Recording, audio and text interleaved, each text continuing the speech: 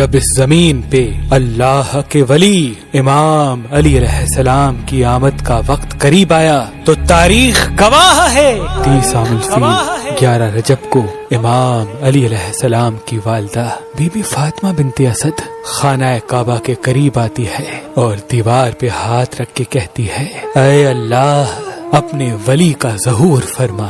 تو بس دیوار کعبہ کا ٹوٹنا تھا اور امام علی علیہ السلام کی والدہ کا اندر داخل ہونا تھا۔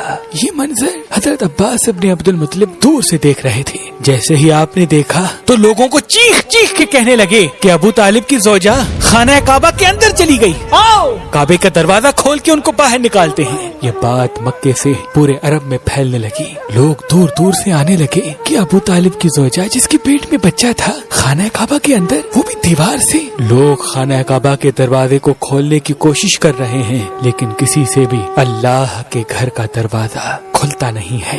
اس وقت پوری دنیا میں 2 لوگ مطمئن تھے، ایک حضرت ابو طالب اور دوسرے اللہ کے رسول حضرت محمد مصطفیٰ صلی اللہ علیہ وآلہ وسلم۔ تاریخ نے لکھا عرب کی سرزمین پہ اس سے پہلے اتنا ہجوم ایک جگہ اکٹھا نہیں ہوا تھا۔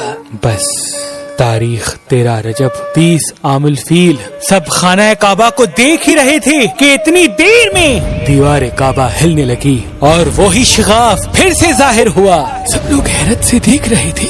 اتنے میں حضرت ابو طالب فرمانے لگی اے محمد جاؤ دیکھو۔ اللہ کے رسول اپنے مبارک قدموں سے خانہ کعبہ کے اندر جیسے ہی پہنچے تو دیکھا ایک نورانی بچے کے نور سے پورا خانہ کعبہ چمک رہا ہے۔ آپ نے دیکھا کہ امام علی کی والدہ پریشان ہے۔ رسول اللہ نے فرمایا اے میری ماں آپ غمزدہ کیوں ہیں؟ تو بی بی فاطمہ بنت اسد فرمانے لگی اے میرے بیٹے محمد، اللہ نے جیسے ہی اس بچے کا ظہور کیا تب سے لے کے نہ یہ بچہ روتا ہے نہ دودھ پیتا ہے۔ اللہ کے رسول نے مسکرا کے جیسے ہی بچے کو گود میں اٹھایا تو وہ بچہ مسکرا کے اپنی آنکھیں کھولنے لگا۔ اللہ کے رسول نے اپنی زبان امام علی علیہ السلام کے منہ میں دی اور امام علی علیہ السلام رسول اللہ کی زبان چوسنے لگی۔ پھر جیسے ہی رسول اللہ اپنی گود میں امام علی علیہ السلام کو لے کے باہر آتے ہیں تو سارا عرب اس بچے کے نور اور فضیلت کو دیکھ کے جھومنا شروع ہو جاتا ہے اور لوگ پوچھنے لگتے ہیں اور آپس میں کہنے لگتے ہیں کہ اس کا نام کیا رکھیں۔ اتنے میں اللہ کے رسول فرماتے ہیں اے لوگو، اس طرح سے آج سے پہلے کسی بچے کی ولادت نہیں ہوئی۔ اس بچے کی ولادت علی ہے، افضل ہے، اعلیٰ ہے اور اللہ کی مرضی یہ ہے کہ اس بچے کا نام بھی علی رکھا جائے، یعنی وہ بلندی جس بلندی پہ کوئی پہنچ نہ سکے۔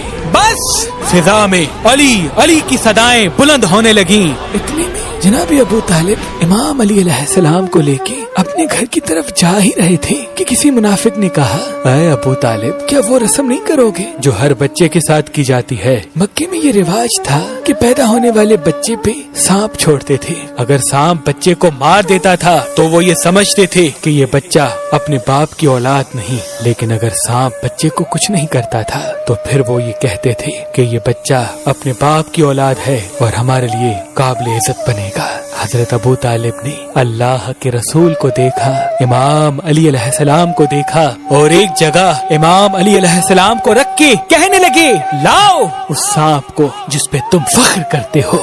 وہ سانپ چھوڑا گیا۔ جیسے ہی امام علی علیہ السلام کے قریب وہ سانپ آتا ہے، امام علی علیہ السلام اپنے ننھے ہاتھوں سے اس سانپ کو پکڑ کے چیر دیتے ہیں۔ بس سب لوگ زور زور سے کہنے لگے کہ بچے نے سانپ کو چیر دیا۔